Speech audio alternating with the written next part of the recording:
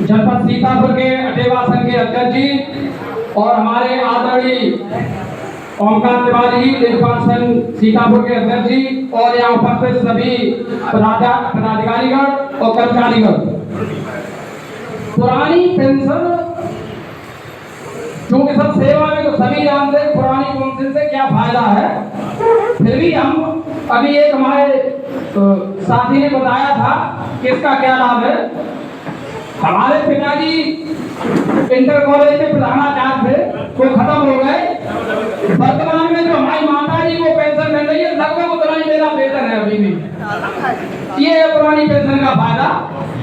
और सरकार चाहे जो रही हो, चाहे जो सरकार रही हो, कर्मचारियों का शोषण ही करती है।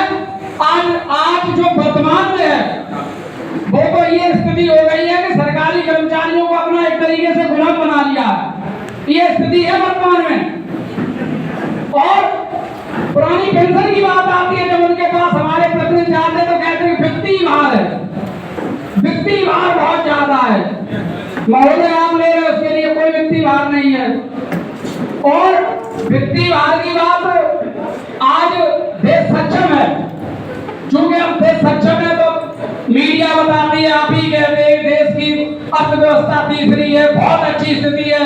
तो भाई जब देश में कुछ नहीं था, जब खाने के लिए अनाज नहीं था, अमेरिका से भारत की मजबूरी थी, सड़ा हुआ लाल अनाज खा रहे थे, गेहूं खा रहे थे, तब भी पुरानी पेंशन मिलती थी।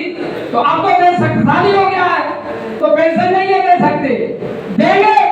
क्योंकि जब तक सभी संगठन, सभी कर्मचारी जोरदार बात नहीं रखेंगे तब तक ये पुरानी पेंशन नहीं मिलेगी। और अभी जो बताया है तो चूंकि लेखपाल संघ को भाई पूरे प्रदेश में 20,000 है, 30 की जगह 20 है, 10 खाली है। और शिक्षक संघ तो इतना बड़ा संघ है कि जितने प्रदेश में लेखपाल उतने तो सिर्फ सीतापुर में ही शिक्षक होंगे, उसके हिसाब से संख्या शून्य है। मैं इसलिए कह रहा हूं कि मैं लहरपुर से आया हूं और उसमें 5 लोग कार में बैठ सकते थे, 3 अध्यापक रेस्ट कर रहे, हमने कहा तो क्या चाहो आप चले जाओ, ये स्थिति है। तो मैं ये कहना चाहूंगा 2 लाइनों से, राह के पत्थर को चकनाचूर होना चाहिए, राह के पत्थर को चकनाचूर होना चाहिए, बाहर जाए को भरपूर होना चाहिए। सिर्फ इतना ही नहीं कि वो हार अपनी मान ले, सिर्फ इतना ही नहीं कि वो हार अपनी मान ले, वो हमारे सामने मजबूर होना चाहिए। हम लोगों को सबको जुड़ के इतना जबरदस्त प्रहार करना है कि हमें सम्मान करना जानते हैं तो हम अपना हक देना भी जानते हैं। जग चुकी है उम्मीद, जग चुकी है उम्मीद ओपीएस की, जग चुकी है उम्मीद ओपीएस की। हम अपने आप को संघर्षों में झोंक देंगे, जग चुकी है उम्मीद ओपीएस की, हम अपने आप को संघर्षों में झोंक देंगे। ठोकरे कहती है मारा जाएगा, हौसले कहते देख लेंगे। ये जो सरकार गुलामी, तो सीधी सी बात है, सरकार किसी की हो, व्यक्तिगत अन्यथा कोई मिले, क्योंकि हम लोग सब कर्मचारी हैं। सरकार चाहे इसकी लिए जो सरकारें हैं ये हमेशा कर्मचारियों को गुलाम बनाने की प्रथा अभी भी खत्म नहीं हुई है, अभी भी चला रही है। ऊपर से आदेश आएगा ये काम नहीं करना है, अंक बढ़ाएंगे, नीचे वाले कहेंगे नहीं कर दो जल्दी हो जाएगा। ये क्या है? ये गुलामी है। और हिंसक वाली बात है, क्योंकि अपने भाई राष्ट्रगाई ने कहा था कि हिंसा नहीं करनी है, बात तो सही है, हिंसा नहीं करनी है, लेकिन जब लगता है कि अब हमारा परिवार नहीं रहेगा, कैसे चलेगा, और भारत ने संविधान भी बनाया है, जो लोग थे हमारे पूर्वज उन्होंने कहा था देश इस कानून व्यवस्था के तहत चलेगा, उसमें एक लाइन ये भी बढ़ाती गई नियम अनुच्छेद लगा के समानता का अधिकार।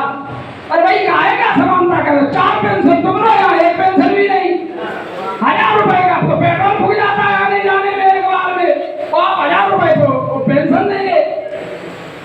तो विरोध तो करना है।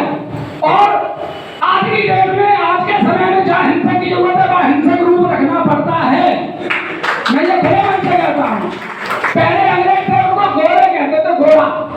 की चमड़ी गोरी थी तो गोरा लोग कहते गो। तो वही है कि गोरों की हिंसा का एक हिंसक प्रतिवाद नहीं होता, गोरों की हिंसा का यदि हिंसक प्रतिवाद नहीं होता, सिर्फ हिंसा अपनाते तो भारत आजाद नहीं होता।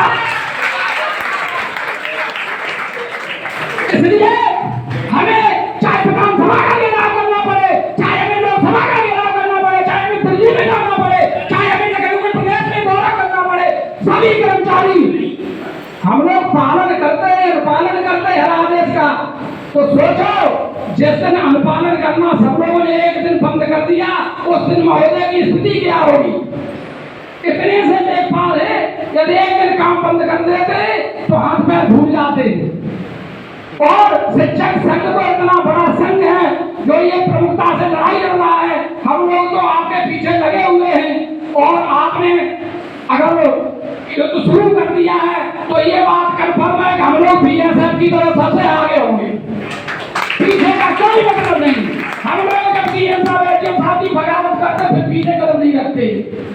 उसका उदाहरण पिछली साल 2024 में हमने धरना दिया, लगातार 13 दिन धरना दिया, डीएम साहब 1 घंटा बुलाए, एडीएम साहब 1 घंटा बुलाए, धरना बंद नहीं किया। और जब हमारी बात मानी गई, अनुपालन के साथ आ गए मैदान में, कार्य करेंगे। तो बगावत भी जरूरी है, बगावत करनी भी चाहिए, क्योंकि जब परिवार पे आती है तो फिर किसी को कुछ दिखता नहीं है। भैया तो परिवार वाली बात लोग थी तो ये कर देना, एक प्रतिदिन एक पेंशन पाएगा, ठीक है आप पुरानी ले लो, हम दे रहे कर्मचारी, हम मान रहे हैं, लेकिन आप 4 चीजें 4 बार पेंशन, विधायक अलग, सांसद अलग, बहाने अलग, और कर्मचारी के लिए साहब आपका वो वित्तीय व्यवस्था नहीं है, बजट घाटे में माइनस में चला गया बजट। तो अब ये जो सेवा बचाओ ने या सेवा संघ ने जो ये आंदोलन किया, मैं निश्चित दावे के साथ कह सकता हूँ कि ये जो बैसाखी पर चलने वाली सरकार 1-2 साल के अंदर ही पुरानी पेंशन स्वतः ही करेगी। हम लोगों को अपनी आवाज रखनी है, काम के समय उनके बहने नहीं है, उनके बहने बनने का नाटक करते, चाहे वो बच्चों से कोई हो। क्यों भैया, अगर जो सरकार खराब है, सरकार नहीं सुन रही, नहीं पेंशन दे रही, और विपक्ष का घूमना रह रहा है क्या, विपक्ष भी आवाज उठाए ना। जब भी सत्य चले तो विधानसभा में आवाज उठे, लोकसभा में, राज्यसभा में आवाज उठती नहीं। अपना बढ़ाना है कि कितना बढ़ाने कि सब लोग मिलकर 40% कर लो, सबने साइन कर दिया, जल्दी हो जाए आदि पास। और अपना जब नंबर आया तो फाइल विभाग में, फाइल फला विभाग में, तो ये सब कुछ नहीं। आगे एक बार पूरा कर्मचारी प्रदेश का, भारत का एक हो जाएगा। और देखो जब कोई स्वस्थ होता है वो कम सुनता है।